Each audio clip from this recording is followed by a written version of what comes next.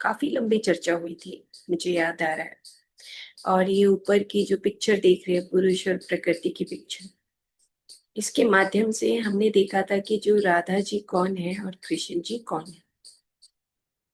और श्री ध्रुवदास जी भी यही बताना चाहते हैं कि जो ये पूरी सृष्टि है, इसका संचालन और लगातार जो इनकी जो डायनेमिक प्रॉपर्टीज हैं, यानी कि जो लगातार पूरी सृष्टि तमस में, रजस में, सतुगुण में, निर्गुण में एक एक क्षण आगे बढ़ती रहती है, उसी के माध्यम से हम कृष्ण जी की और राधा जी की लीलाओं को भौतिक स्तर पर देखते हैं।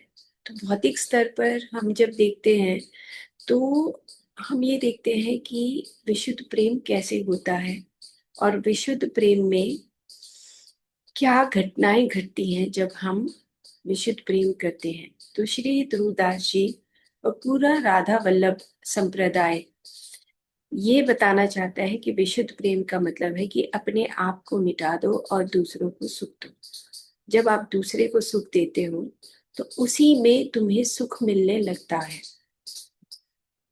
और वही विशुद्ध प्रेम की परिभाषा है। अगर हम प्रेम कहें और उस परिभाषा में ये कहें कि मैंने तो तुम्हें प्यार किया लेकिन तुमने मेरे से प्यार नहीं किया, है ना, तो वो विशुद्ध प्रेम की परिभाषा में नहीं आता, या राधा वल्लभ संप्रदाय की परिभाषा में नहीं आता है, श्री ध्रुवदास जी की आ, परिभाषा में नहीं आता। विशुद्ध प्रेम का मतलब है कि दूसरे को सुख देना, और जब हम दूसरे को सुख देते हैं तो फिर हमारे अंदर क्या घटित होता है वो हमें देखना है। मतलब कि इसके पीछे पूरी एक साइंस है, विज्ञान है। जैसे आप पुरुष और प्रकृति की जब हमने बात की थी तो आप याद करिए कि हमने फूलों की बात की थी, पत्तों की बात की थी, पेड़ों की बात की थी ना। और हम अभी पिछले कुछ एक महीने के लगभग से हम पौधों के साथ कैसे अपनी दोस्ती करें, ये हम सीखते आ रहे हैं कि बिना प्रेम के कहीं पर भी कोई एग्जिस्टेंस हो नहीं सकता। यानी कि कॉस्मिक लव और आह्लादनी शक्ति राधा जी को भूला गया।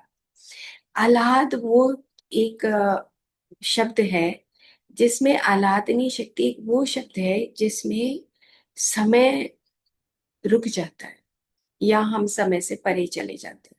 तो विशुद्ध प्रेम भी वो पार्ट है जहां पर समय से हम परे चले जाते हैं, अगर हम विशुद्ध प्रेम करते हैं तब। और जब पुरुष और प्रकृति का मिलन होता है तभी पूरी सृष्टि चलायमान होती है। ठीक है, तो ये एपिसोड आप जरूर से जरूर दोबारा से देखें ताकि फिर से इस बात को बताने की जरूरत ना पड़े। जैसे एक लाइन में पढ़ती हूँ और फिर हम अगली कड़ी पे चलते हैं। यहाँ पे लिखा है कि अंग अंग मिली रहे सब। हम्म, यहाँ पर क्या कह रहे हैं कि अंग अंग मिली रहे सब, मन सो मन अरुझात। यानी कि अंग से अंग मिल गया और मन से मन, उलझे रहने पर भी उनके चित मिलन की तृप्ति का कभी अनुभव नहीं होता। मतलब इतना प्रेम है कि अंग मिलने के बाद और मन से मन मिलने के बाद भी तृप्ति नहीं होती। हम्म, इसका मतलब क्या हुआ? विशुद्ध प्रेम में मतलब ये हुआ कि जो हमारा पूरा सृष्टि है, जो चलायमान है, उस चलायमान सृष्टि में कभी भी तृप्ति नहीं होती। नई नई अ, अनुसंधान होते ही रहते हैं। जैसे अगर हम पहले न्यूटन साइंस की बात करें, फिर आइंस्टाइन साइंस की बात करें, फिर क्वांटम साइंस की बात करें, तो ये जो हमारा चेतन अ, चेतन क्या कहें कि पूरा चेतन समुद्र है, जो उसके अंदर अनंत अनंत अनंत अनंत खूबियां छुपी हुई हैं। और जो इसको खोल लेता है वो अपनी उन खूबियों को बाहर बताने लगता है। जैसे श्री ध्रुवदास जी ने अपने अंदर जब वो चैनल्ड हुए तब उन्होंने देखा कि राधा जी और कृष्ण जी की लीलाएं किस प्रकार से इस सृष्टि को आगे बढ़ाती है। तो ऐसे गुरु नानक जी ने अपने अंदर से देखा कि सृष्टि क्या है, और मनमुखी होने की बजाय जब हम गुरुमुखी होते हैं तब हमें अंदर से वो एक ओंकार की शक्ति प्राप्त होती है। ऐसे ही स्वामी विवेकानंद जी ने देखा कि सब कुछ तो अंदर है, बाहर कुछ नहीं है। ऐसे महात्मा बुद्ध जी ने देखा कि सब कुछ अंदर है, बाहर कुछ नहीं है। और इसी तरह हम भगवत गीता में भी पढ़ते हैं। सेम इसी तरीके से इन्होंने सिर्फ विशुद्ध प्रेम को लेकर ही यहाँ पर चर्चा की है।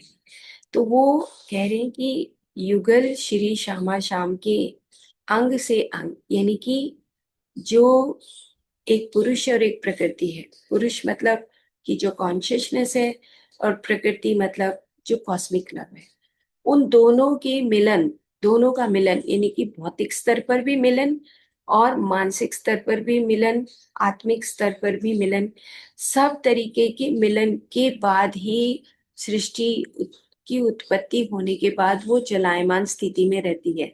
अब मनुष्य कैसा होता है कि मनुष्य क्या करता है, उसका शरीर कहीं है, मन कहीं है, आत्मा कहीं पड़ी रहती है।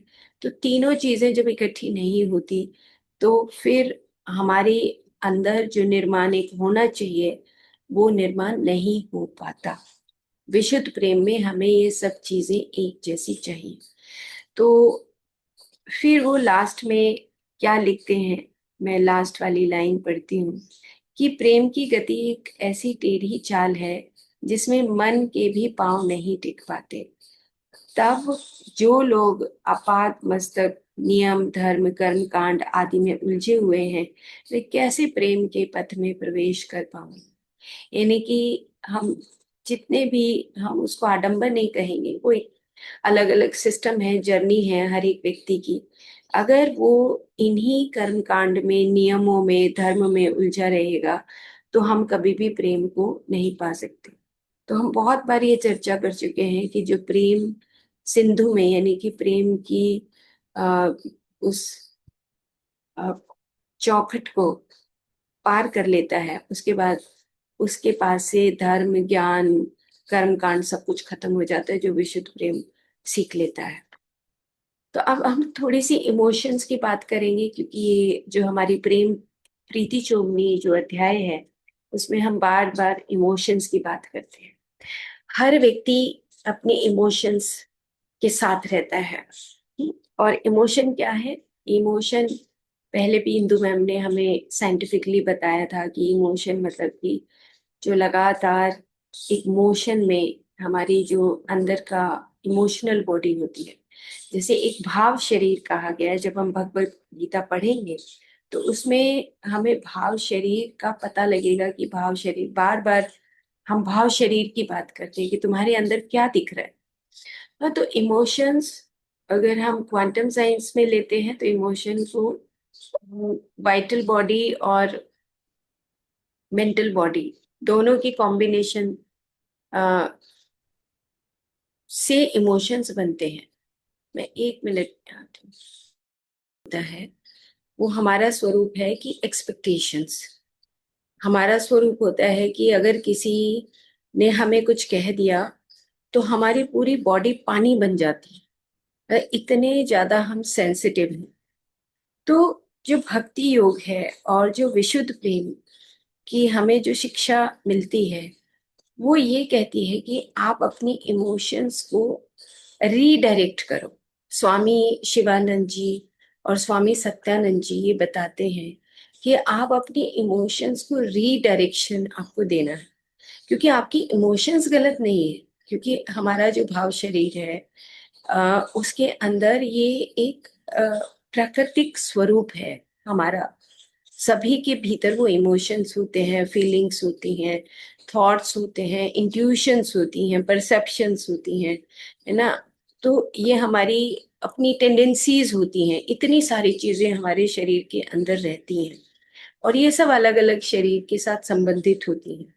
तो हमारे इमोशंस गलत नहीं होती, लेकिन हम उसको जब हम किसी अटैचमेंट के साथ या हम किसी काम के साथ, मतलब डिजायर्स के साथ, डिजायर्स की बजाय उसके साथ हम काम वासना जोड़े, है ना। तो डिजायर उस अटैचमेंट के साथ, उस हैबिट्स के साथ जोड़ते हैं, तब वो इमोशंस बहुत खराब हो जाते हैं और हम किसी भी गलत काम के प्रति उत्सुक हो जाते हैं। जैसे इन्होंने अपनी इस पुस्तक में बताया है, कि जिस पुस्तक से मैंने ये लाइंस ली हैं, उन्होंने बताया कि अगर इमोशंस हमारे कंट्रोल नहीं होते तो हम सुसाइडल एक्टिविटीज, हमारी डिप्रेशन, स्ट्रेस, ये बहुत सारी समस्याएं हमारे अंदर उत्पन्न हो जाती।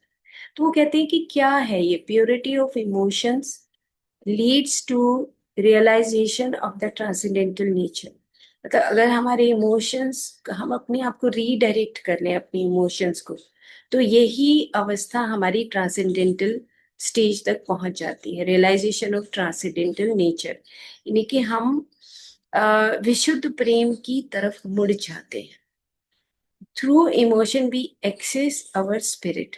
हम अपने इमोशंस के जरिए अपनी आत्मा तक, उस विशुद्ध प्रेम तक पहुंच जाते हैं। इमोशंस तो है, क्योंकि इमोशंस तो वही तो है कि जब हमारे अंदर वो प्यार उत्पन्न होता है, लेकिन उस वो प्यार कैसा होता है, उसमें कुछ सेल्फिशनेस होती है। हम चाहते हैं कि सामने वाला भी हमारे साथ वैसा ही करे जैसे हमारे अंदर उस पर्टिकुलर मोमेंट में वो भाव उठ रहा है। हमेशा हमें भी प्यार नहीं रहता किसी दूसरे के प्रति। अगर हम बिल्कुल प्रैक्टिकल वे में देखें, तो वो पल एक उठता है कि अरे हमने तो इतना अच्छा खाना बनाया, दूसरे ने प्रेज नहीं की। हाँ, तो वो भाव उठा और दूसरे ने प्रेज नहीं की, तो वही इमोशन हमारा खराब हो जाता है, क्योंकि उसने हमें रिस्पॉन्स नहीं किया।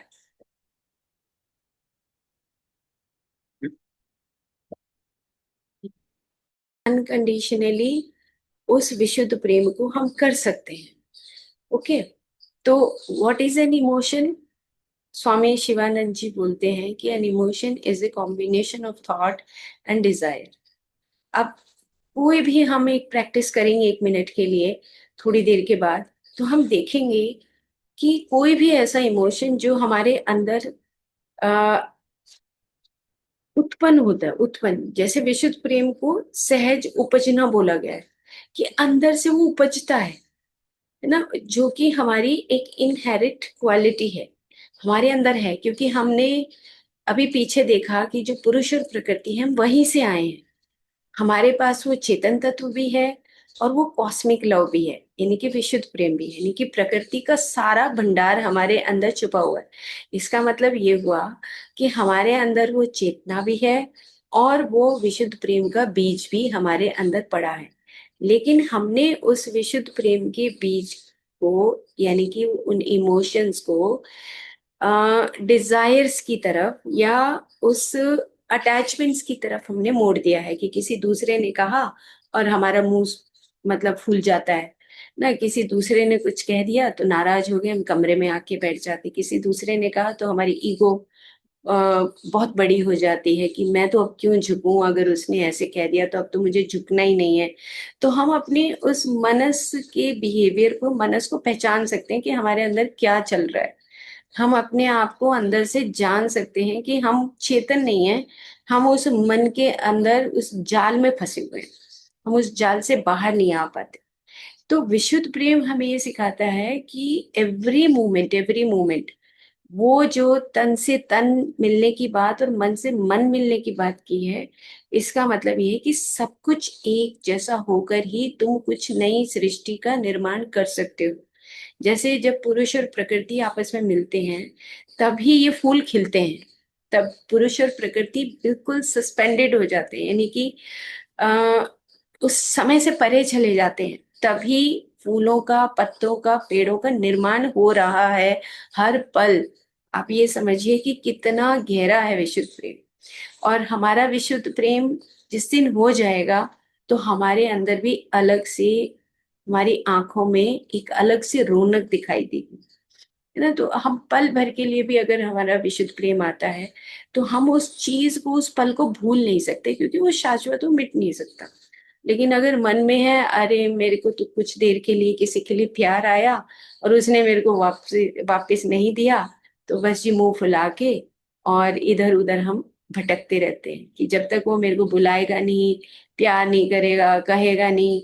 नखरे में हम इतने रहते हैं कि हम वो जो हमारा जो समय एक बहुत इम्पोर्टेंट समय है, वो सब हम खो देते हैं और ऐसे बूढ़े होके मर जाते हैं। तो यहाँ पर उन्होंने इमोशंस को बहुत अच्छे तरीके से इस पुस्तक में बताया है। ये पुस्तक का मैं स्क्रीनशॉट भेज दूंगी, आप मंगवा सकते हैं इस पुस्तक को, और इसका पीडीएफ भी लेकर पढ़ सकते हैं। ये नेट के ऊपर भी अवेलेबल है इसका पीडीएफ, लेकिन जो खोलेगा उसी को वो दिखती है, वैसे नहीं दिखते। Okay. Every idea is charged with emotion. Emotions are desires which are penetrated by the thought element. अब हर एक बात हमारी, मतलब अगर नेचुरल वे में देखें तो हम सिर्फ फिजिकली नहीं करते, किसी के साथ भी जब व्यवहार करते हैं, पानी देते हैं, खाना खिलाते हैं, जो भी काम करते हैं, हम फिजिकली कभी नहीं करते, उसके साथ हमारा भाव शरीर जुड़ा हुआ ना, मन शरीर जुड़ा हुआ होता है, सांसें भी चल रही होती, प्राण शरीर भी जुड़ा हुआ होता है ना। तो हमारा हर आइडिया, हमारी हर डिजायर हमारी इमोशन के साथ जुड़ी हुई होती। उसके बाद वो कहते हैं the vibrations of emotions will arouse corresponding excitement in purely mental matter and all the men's thoughts will be disturbed and distorted. और अगर हमारी ये जो डिजायर्स हैं, ये इमोशंस हैं, इनके अंदर हमारे अंदर एक एक्साइटमेंट उत्पन्न होती है, लेकिन जो आम तौर पे जो हमारे थॉट्स होते हैं वो हमें, अगर इमोशंस के साथ होते हैं तो वो हमें डिस्टर्ब करते हैं, डिस्टॉर्टेड हो जाते हैं, मतलब जो मैंने अभी पूरे तरीके से आप सबको बताया। लेकिन अब नीचे वाली लाइन कहते कि bhakti yoga is not the ritualistic devotion that one expresses to God. It is the redirection of feeling, redirection of an emotion from binding the personality, the consciousness to releasing the energy.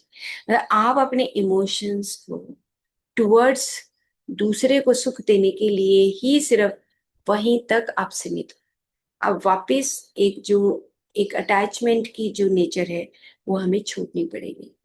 और ये तो बात सत्य है कि अगर हम अटैचमेंट में रहते हैं तो हम कभी भी चेतन नहीं हो सकते।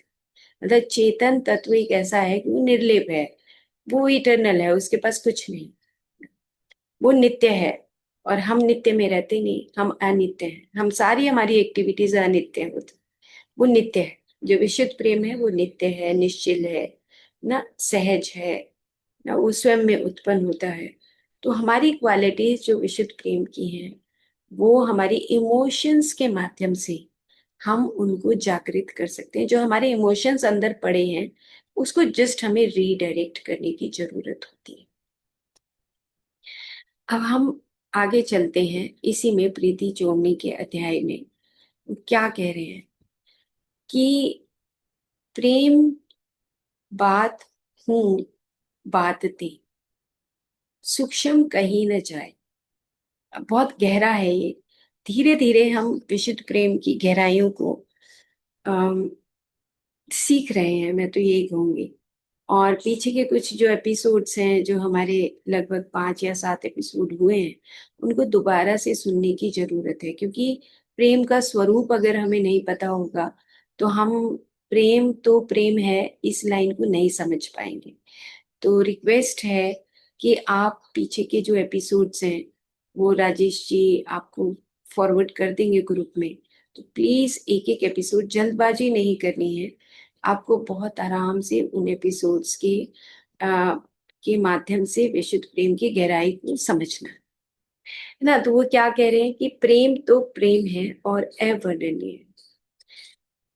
अब जिस दिन हमें विशुद्ध प्रेम हो जाएगा और जिस दिन हमें उस पल में, जिस पल में हमारा विशुद्ध प्रेम हुआ, उसको हम कभी भी बयान नहीं कर पाएंगे, कभी हम उसके बारे में बता ही नहीं सकते कि ये विशुद्ध प्रेम है, ऐसे होता है। क्योंकि उस वक्त आप समय से परे चले जाते हैं, उस वक्त आपका तन मन प्राण सब कुछ एक हो जाता है। प्रेम बात हूं बात ते, सूक्ष्म कहीं न जाए। ये इतना सूक्ष्म है कि इसकी चर्चा जो है ऐसी है जैसे खुशबू, जैसे बस अभी बात की और फिर भी अतृप्ति का भाव होता है, अतृप्त है। कितना ही हम प्रेम करें उसमें तृप्ति का भाव झलकता रहता है। ये एक प्रेम का, विशुद्ध प्रेम का स्वरूप है कि जिसमें तृप्ति होती नहीं।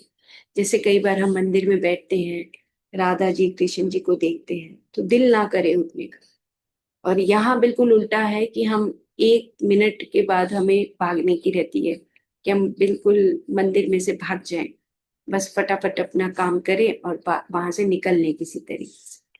तो लेकिन विशुद्ध प्रेम बिल्कुल उल्टा है कि जहाँ पे वो अतृप्त भाव है, सब कुछ मिल रहा है, तन से तन मिल रहा है, मन से मन मिल रहा है, प्राण से प्राण मिल रहा है कृष्ण जी और राधा जी की लीलाओं में, लेकिन उसके बाद भी वो अतृप्त महसूस करते हैं। क्या तृप्ति है? तो सेम विशुद्ध प्रेम का स्वरूप यही है कि अतृप्त भाव होना, सूक्ष्म होना, कि प्रेम की चर्चा भी पवन से अधिक सूक्ष्म अर्थात झीनी है। वह प्रेम की वार्ता शरीर रूपी वृक्ष को स्पर्श ना करके मन को आंदोलित करती है। कितनी बखूबी से श्री ध्रुवदास जी ने बताया। प्रेम बात हूँ बात ते सूक्ष्म कहीं न जाए, तन तरवर को छोड़ के मन ही झुलावे आए।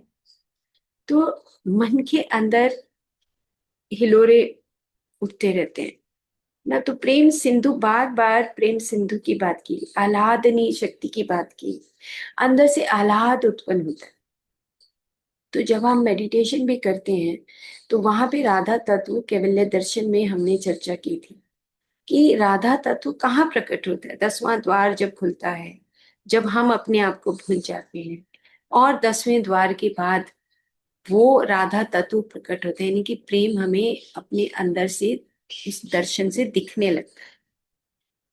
वहां पे राधा तत्व की बात की है अंदर की। और जब हम श्री ध्रुवदास जी की 42 लीला पढ़ते हैं तो फिर उन्होंने भौतिक स्तर पे भी बताया है कि तुम भौतिक स्तर पे भी जो अपने हर रोज के कामों में, हर रोज जो तुम काम करते हो, हर रोज जो हम पक्षी देखते हैं, पशु देखते हैं, पेड़ पौधे, इस पूरे एनवायरनमेंट को देखते हैं, प्रकृति को देखते हैं, तो उससे हमें विशुद्ध प्रेम सीखना है। तो वो क्या कह रहे हैं कि प्रेम की वार्ता शरीर रूपी वृक्ष को स्पर्श ना करके मन को आंदोलित करती है। तो अब हम देखें अपने अंदर कि जब हम रियल में जब प्रेम करते हैं तो हमारे बॉडी में कुछ नहीं होता, हमारे अंदर, मन के अंदर जो वो 70% वाटर है उसके अंदर वो हिलोरे लेती है, मन को आंदोलन करती है, हमारे अंदर वो ट्रांसफॉर्मेशन होता है और हमारे अंदर शिफ्टिंग होती है, जिसको हम अ, आहा की मोमेंट जैसे हमने कल बात की थी। कितनी खुशी होती, इतनी खुशी होती है कि उस खुशी को हम बयान नहीं कर सकते, हमारे पास शब्द नहीं है उस खुशी के। तो ये वो प्रेम है। इसके लिए हमें समय चाहिए, बस इतनी सी बात जरूर हमें सीखनी है। बहुत फास्ट जिंदगी चल रही है, बहुत फास्ट जिंदगी है, हम भाग रहे हैं, ठहराव नहीं है, और जिस दिन ठहराव आएगा उसी दिन हम विशुद्ध प्रेम कर सकते हैं। तो हाथ जोड़कर रिक्वेस्ट है कि 5 मिनट, 10 मिनट अपने आप के साथ जुड़े, अपने किसी पौधे को साथ में रख लें, किसी भी चीज को, भगवान की किसी पिक्चर को रख लें, जैसे भी करें, और उन इमोशंस को रीडायरेक्ट करें। क्योंकि हमारे इमोशंस जन्मों जन्मों से अटैचमेंट के साथ चिपके हुए हैं। हमारे इमोशंस, वो जन्म परंपरा की बात हम करेंगे 21 जून के बाद, कि हमारी जन्म परंपरा ऐसी टेढ़ी हो चुकी है कि हम उस जो सेल्फिशनेस है, जो हम उससे बाहर नहीं निकले हैं ना। तो वो यहाँ पर यही बात हमें श्री ध्रुवदास जी सिखाना चाहते हैं। फिर आगे क्या कह रहे हैं कि प्रेम प्रकार अनेक विधि, तिनमें उत्तम भांति, अद्भुत प्रीति दुगुनी की, जिनके उर झलकाती। प्रेम प्रकार अनेक विधि, मतलब अनेक विधियां हैं प्रकार की। हम तो अपने अंदर से सोचते हैं कि हमने तो प्यार किया है, अब वो प्यार कैसा है वो हमें देखना पड़ेगा हमारे अंदर से। पल भर के लिए भी जो प्यार उमड़ता है, क्या वो उन सब चीजों से, उन धागों से, अटैचमेंट के धागों से बंधा हुआ है, या उन अटैचमेंट के धागों से नहीं बंधा हुआ। आसान भाषा में समझने के लिए, कि जब हम किसी से भी प्रेम करते हैं कुछ पल के लिए, तो क्या वो अटैचमेंट के धागे से, हमारी वासनाओं के धागे से, या हमारी अंदर एक्सपेक्टेशंस के धागे से बंधा हुआ है? अगर वो बंधा हुआ है तो वो प्रेम के अनेक प्रकार में आ जाता है।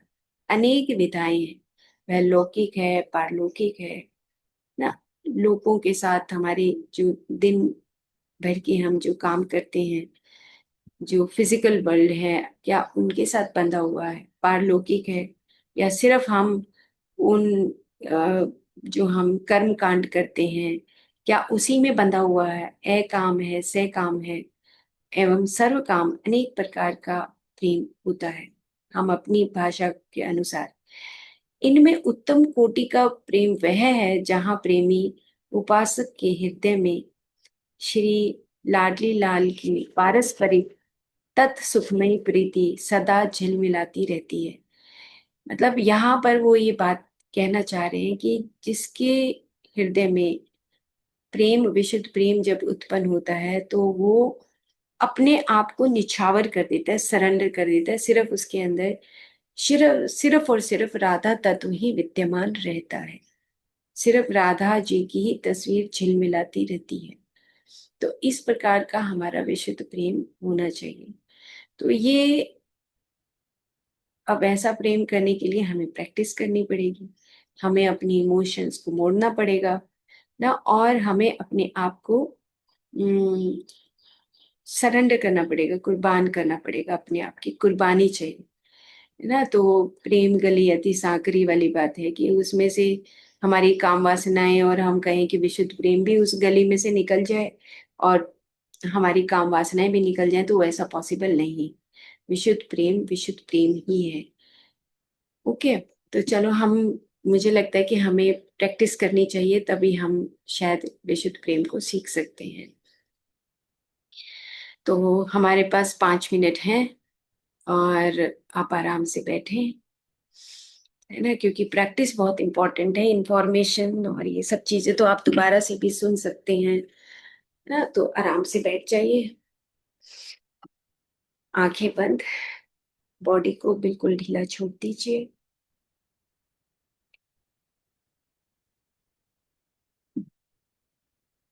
और आपके अंदर ही पुरुष और प्रकृति विद्यमान है। आंखें जैसी बंद होती हैं, वैसे ही आप सिर से लेके पैर तक अपने आप का आकलन शुरू करना चाहिए। एकदम से कर देना चाहिए। हाँ, 5 मिनट के बाद ही प्रिया जी बात करेंगे। ओके, और you can write your message. आंखें बंद, और सिर से लेके पैर तक अपने आप में डूब जाइए कि मैं चेतन तत्व हूँ, मैं ही चेतन हूँ, मैं ही प्रकृति हूँ।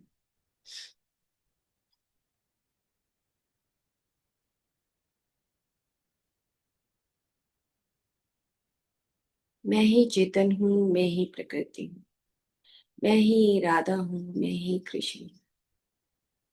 मेरे भीतर ही दोनों तत्व समाये हुए हैं।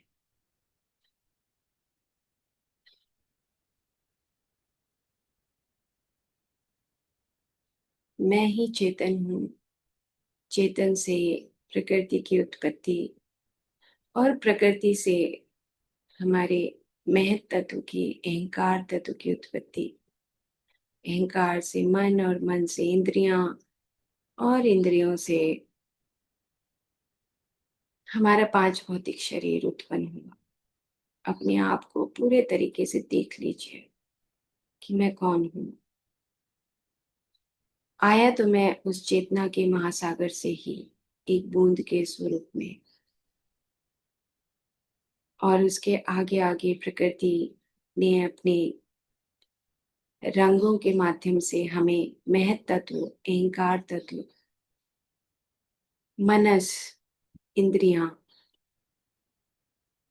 शब्द, तन मात्राएं, यानी कि शब्द, स्पर्श, रूप, रस, गंध की शक्तियां, और पांच भौतिक के स्वरूप में हमें पृथ्वी, जल, अग्नि, वायु, आकाश के रूप में हमारे शरीर का निर्माण कर दिया, हमें ही समझाने के लिए कि हमारे इमोशंस, हमारी फीलिंग्स, हमारे इंट्यूशंस क्या हैं। तो कोई भी ऐसा इमोशन जिससे आप रोज आपके अंदर आता है, कोई भी प्रेम का भाव अपनी बुद्धि के प्रति, अपने बच्चों के प्रति, किसी के भी प्रति, अपने परिवार के किसी सदस्य के प्रति, जो इमोशन है उसको सिर्फ देखना है 1 मिनट के लिए कि वो इमोशन क्या अनकंडीशनल है या कंडीशनल है।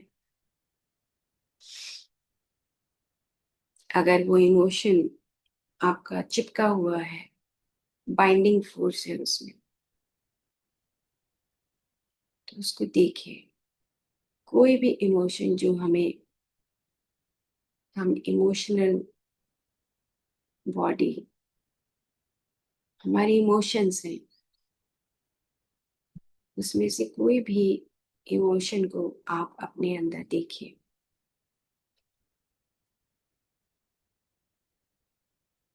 जैसे आप किसी दूसरे को जब खाना देते हैं या खाना बनाते हैं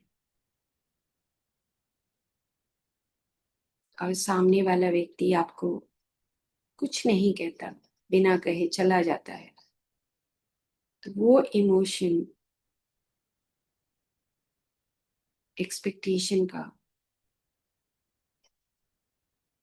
उस भावनाओं का, जिससे हमारी इमोशनल बॉडी, एस्ट्रल बॉडी बनी है, बनती रहती है,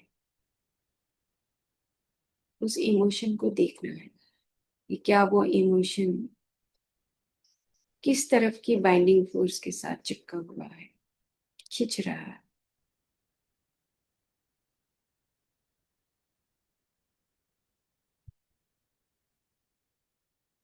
अब उसी इमोशन को अपने सामने जो राधा कृष्ण जी हैं,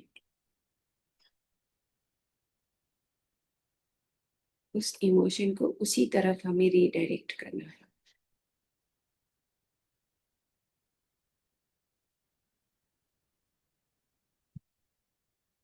अनकंडीशनल बनाना है।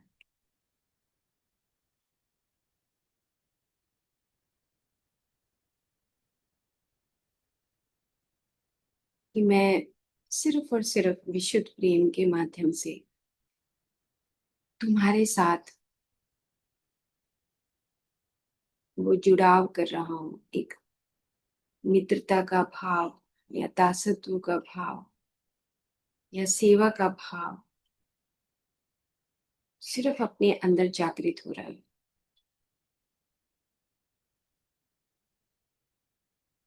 अटैचमेंट का भाव उस इमोशन के साथ छूट रहा है।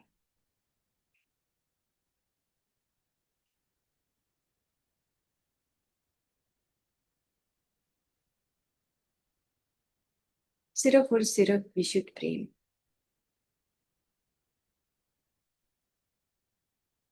कि मैं अपनी तरफ से तुम्हारे तक सिर्फ विशुद्ध प्रेम यानी कि सुख दे रहा हूं,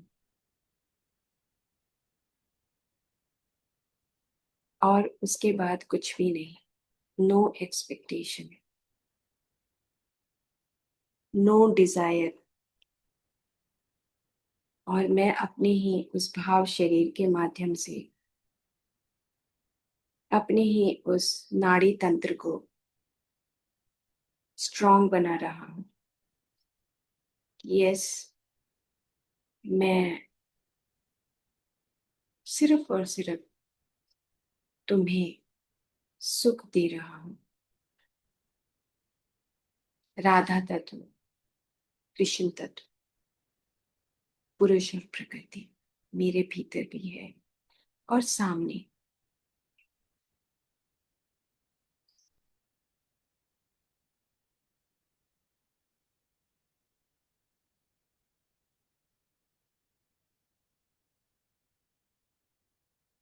कुछ सेकंड अपने आप को दीजिए।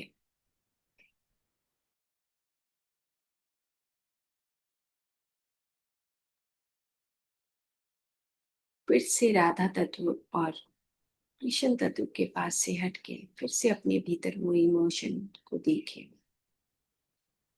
कि क्या वो इमोशन अभी भी जुड़ा हुआ है।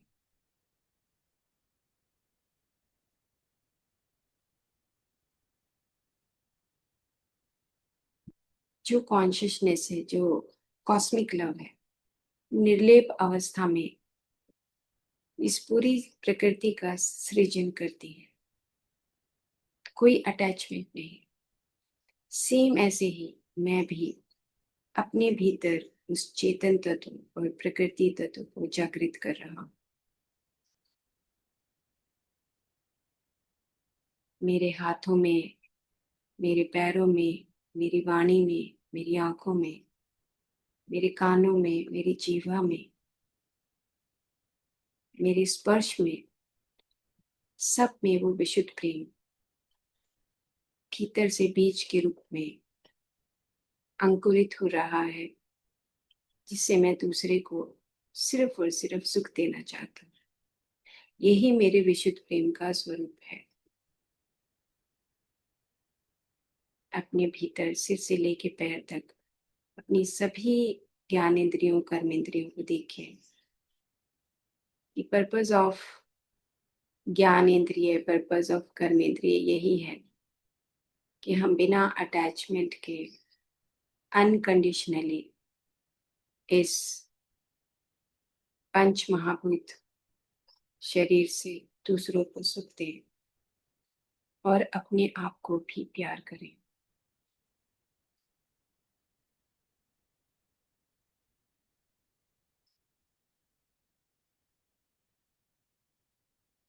अपनी आंखों से प्रेम, अपने कानों से, अपनी जीवा, अपनी स्पर्श, शब्द स्पर्श रूप रस गंध, सबसे प्रेम करते हुए अपने आप से भी और दूसरों को सुख देने का भाव।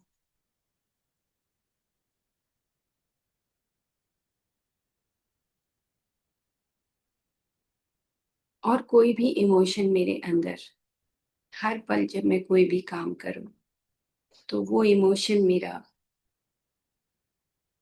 सिर्फ और सिर्फ विशुद्ध प्रेम, यानी कि दूसरे को सुख देने के लिए, वापस कुछ पाने के लिए ना हो। ये उस पल मुझे याद आ जाए, मैं उस पूरी अवेयरनेस में रहूं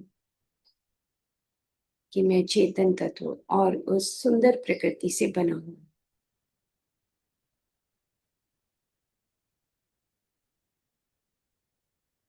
धीरे धीरे वापस अपने उस भौतिक जगत की तरफ, भौतिक शरीर की तरफ, और उस इमोशन को, एक ग्रेटिट्यूड का भाव, हमेशा ग्रेटिट्यूड का भाव हो, जिससे हमारे हृदय के दरवाजे खुले रहे। जैसे ही हम इमोशन के साथ होते हैं, अटैचमेंट्स के साथ होते हैं, तो हृदय का दरवाजा बंद हो जाता है। तो हम वापस अपनी तरफ और एक ग्रेटिट्यूड का भाव दोनों हाथों को अपने हृदय पे रखें और ग्रेटिट्यूड अपने हर परिवार के सदस्य के प्रति, अपने चारों तरफ पेड़ पौधों के प्रति, जो पूरा इकोलॉजी का जो सिस्टम है, जानवरों के प्रति, कीट पतंगों के प्रति, कि हम नतमस्तक हैं इस पूरी प्रकृति के सृजन के भीतर, जितने भी हमारे किंगडम्स हैं, हम ग्रेटिट्यूड का भाव।